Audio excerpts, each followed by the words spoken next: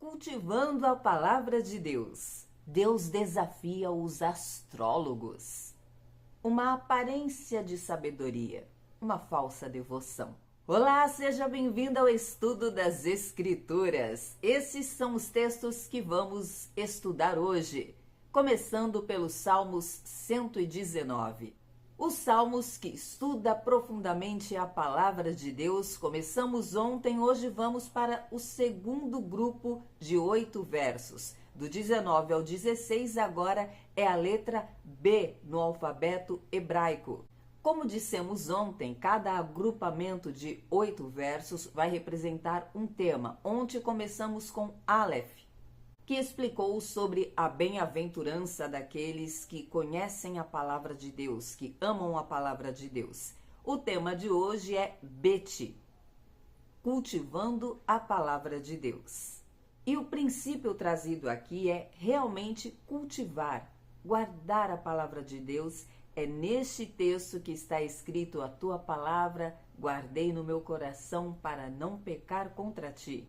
O primeiro verso desse grupo de textos de hoje começa com uma pergunta: como o jovem fará para guardar puro o seu coração?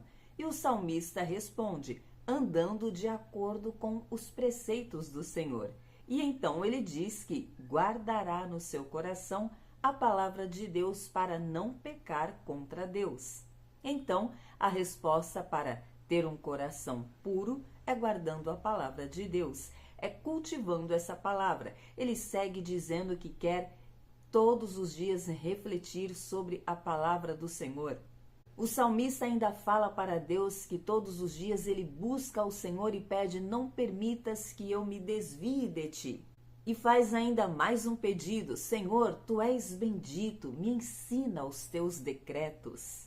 Veja que é de fato um cultivo. Ele pede para ser ensinado, ele diz que vai guardar no coração, ele entende, confessa, declara que é guardando a palavra no coração que o jovem vai permanecer com o seu coração puro e íntegro. Então pede para ser ensinado, reconhecendo que Deus é bendito e se dispõe a ensinar essa palavra. É um verdadeiro cultivo da palavra de Deus. E nesse cultivo, o salmista também traz um entendimento de dar fruto, porque ele diz: com os meus lábios eu proclamarei os teus decretos.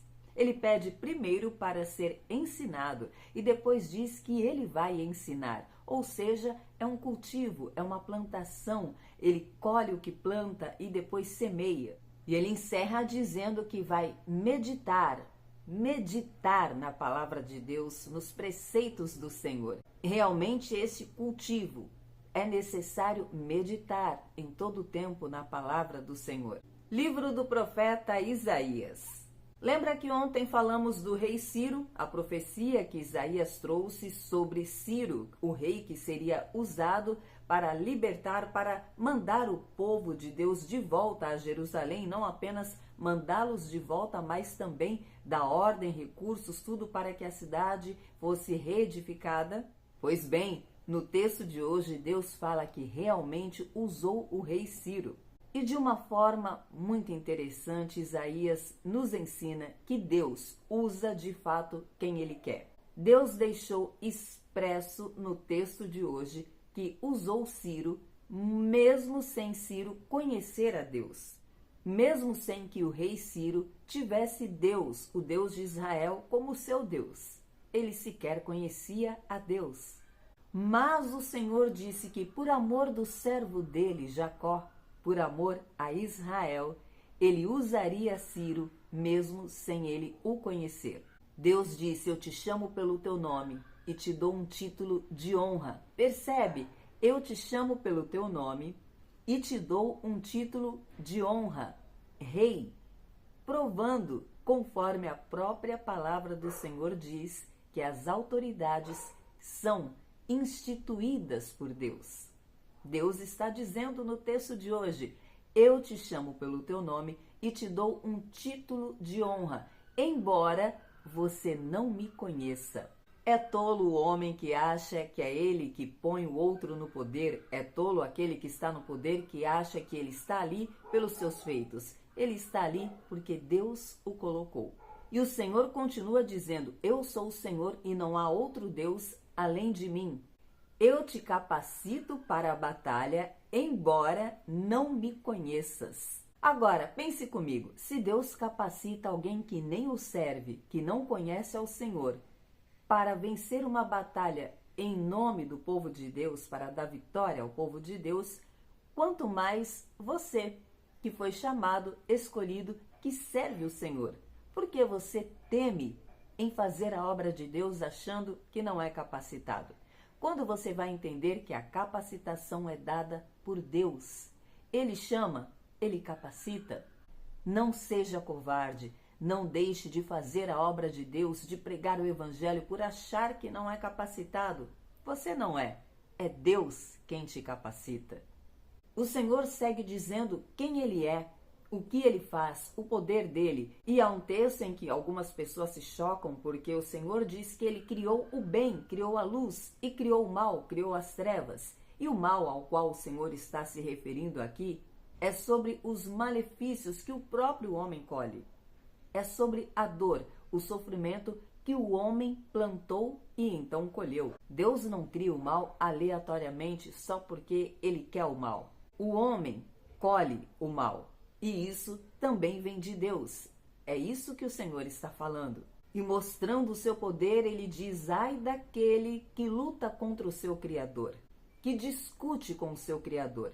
E faz a analogia, se é possível, que o vaso de barro brigue com o oleiro, com aquele que o criou. O Senhor segue falando da sua promessa de libertar o seu povo e que usaria Ciro, e fala que não fez nada em segredo, que o tempo todo sempre tudo foi às claras. Desde o decreto da sua ira, da sua justiça que seria lançada contra o seu povo, executada contra o seu povo, até a libertação desse povo. Deus está dizendo que Ele faz tudo com clareza, porque, mais uma vez, Ele reforça. Por que Ele faz assim? Porque Ele já sabe o que virá. Ele tem tudo planejado e então Ele lembra aqueles homens que os deuses criados por mãos humanas não conseguem fazer isso. E aí ele fala da Babilônia, da queda da Babilônia, de como eles serão derrotados e os lembra de que eles são arrogantes e confiam nos deuses deles, confiam nos feiticeiros, nos astrólogos. E aí Deus chama a razão àquele povo e diz: vamos ver se os seus astrólogos conseguem lhes dizer o que acontecerá, como vocês vão fazer para vencer.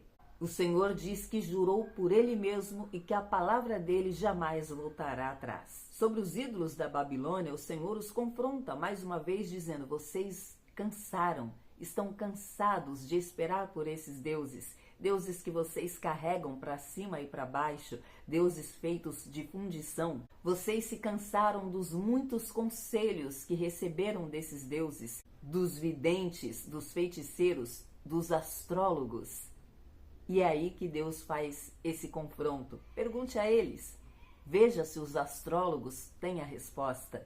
E fechamos o estudo de hoje com uma repreensão de Deus ao seu povo, o povo de Israel, repreendendo e falando das promessas. Estejam atentos, observem, prestem atenção, vocês já erraram antes. Tem promessa sobre vocês, fiquem atentos para receberem as promessas, para não continuarem sendo corrigidos. Carta do apóstolo Paulo aos Colossenses. Cristo, a esperança da glória. Paulo continua falando sobre o Deus encarnado, o Deus que veio revelar o Deus invisível. E ele diz que Cristo é a esperança da glória, que veio revelar um mistério que os antepassados não puderam ver. As promessas que nós acompanhamos no Antigo Testamento, sobretudo no livro do profeta Isaías, falando sempre, apontando para um Messias que aquele povo não chegou a ver.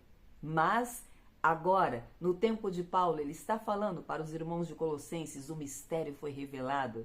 Cumpriu-se a plenitude do tempo e eis que Cristo veio, o Messias prometido. E vocês foram privilegiados, tiveram acesso a isso, foram salvos, ele vos regenerou. E então Paulo fala com aqueles irmãos para tomarem cuidado, para não serem enganados com falsas doutrinas, com falsas promessas, com um falso evangelho. Paulo fala de uma sabedoria enganosa, porque antes ele diz que em Cristo está toda a sabedoria, todo o tesouro de Deus está em Cristo. O grande mistério, toda a sabedoria, toda a profundidade do conhecimento está em Cristo. E então, Paulo aponta para uma sabedoria que é vã, que é inútil, que é falsa, uma falsa devoção. Paulo está falando de um povo que coloca jugo, cargas. O que seria hoje algo equivalente nas igrejas aos usos e costumes?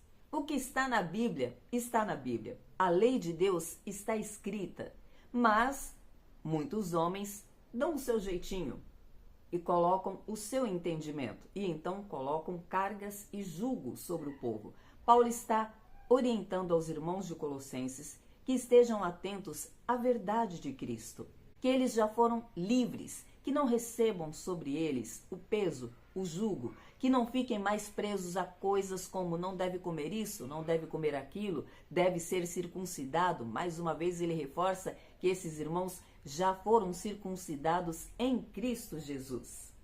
É mais um reforço de Paulo ensinando a verdade de Deus. Não se apeguem às coisas ditas por homens, a essa falsa sabedoria, à teoria, ao conhecimento humano, às vãs filosofias. Em Cristo está a verdade.